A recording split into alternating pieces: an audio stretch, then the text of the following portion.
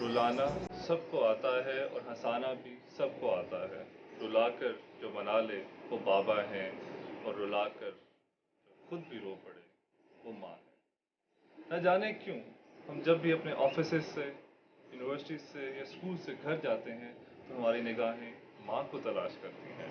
अगर माँ घर पर हो तो वही घर हमें बारौनक लगता है, लेकिन वही घर उस वक्त कब्रिस्तान बन जाता है जब माँ घर पर नहीं हो।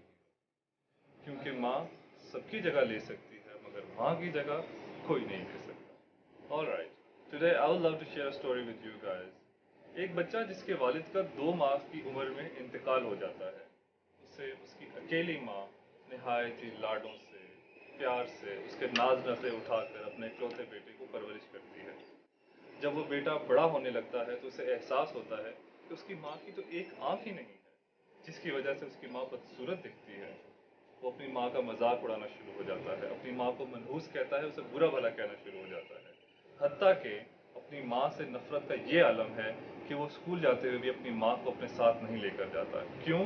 कहीं उसके दोस्तों के सामने उसे अपनी माँ दिखाकर शर्मिंदगी का सामना न करना पड़े।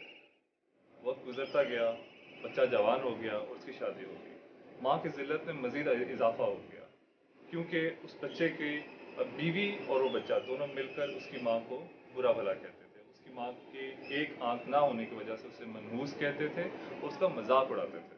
एक दिन बच्चे ने फैसला किया और कहने लगा, माँ मैं तुम्हें छोड़कर जा रहा हूँ, मैं अपने ख़ानदान पर तुम्हारी नहुसत का साया नहीं पड़ने देना चाहता, इसलिए आज से मैंने फैसला किया है कि मैं अपनी बीवी को लेकर एक और जगह आबाद हो जाऊँगा।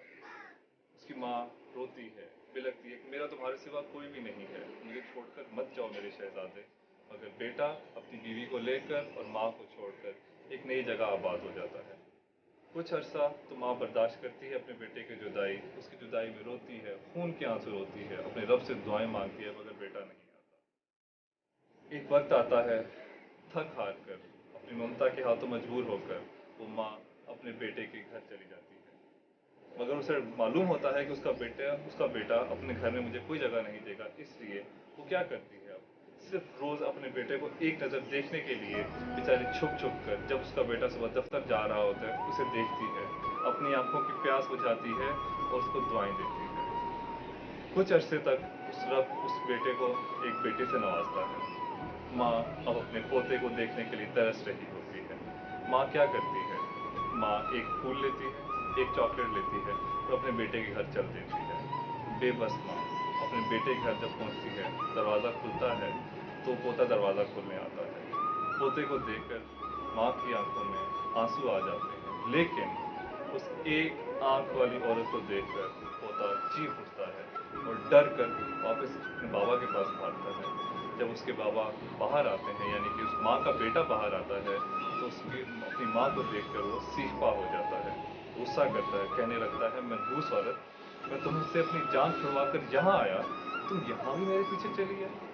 आखिर तुम चाहती क्या हो?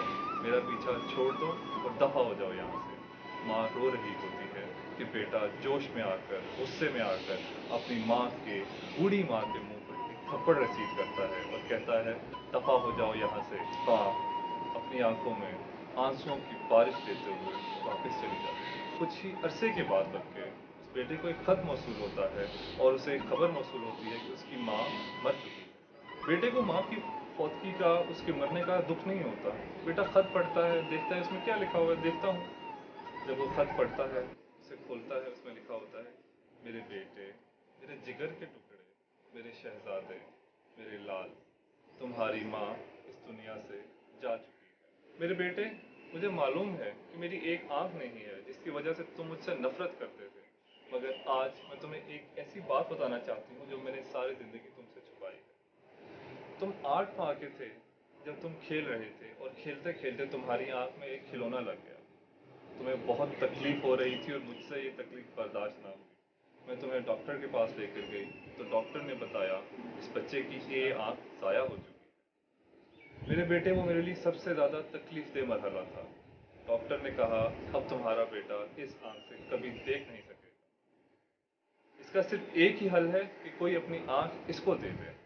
मेरे शहजादे, मेरे जिगर के टुकड़े, मुझसे ये तकलीफ बर्दाश्त नहीं हो रही थी, میں نے کہا وقت ضائع کیے بغیر میری آنکھ نکالیے اور میرے لال کو لگا دی. بس اسی دن سے تمہاری ماں ایک آنکھ والی ماں ہے. تمہاری ماں بدصورت ہے. تمہاری ماں تمہیں پسند نہیں آئی. میرے بیٹے، میں تمہیں ایک بات بتانا چاہتی ہوں. میں نے تمہیں آنکھ دے کر کوئی احسان نہیں کیا، مگر میری ایک بات یاد رکھنا.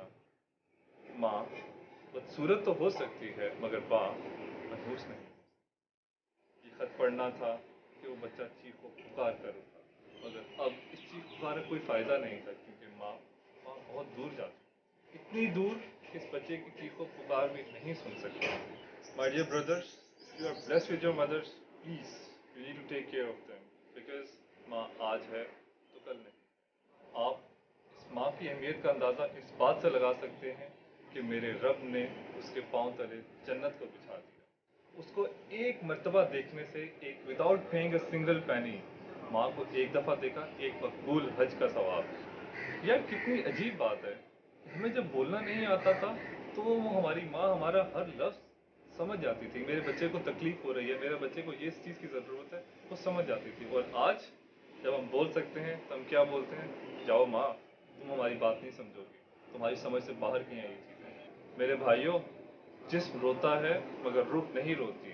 ماں کی قدر ان سے پوچھو جن کی ماں نہیں ہوتی. موت کی آغوش میں جب تھک کے سو جاتی ہے ماں، تب کہیں جا کر تھوڑا سا سکون پاتی ہے ماں.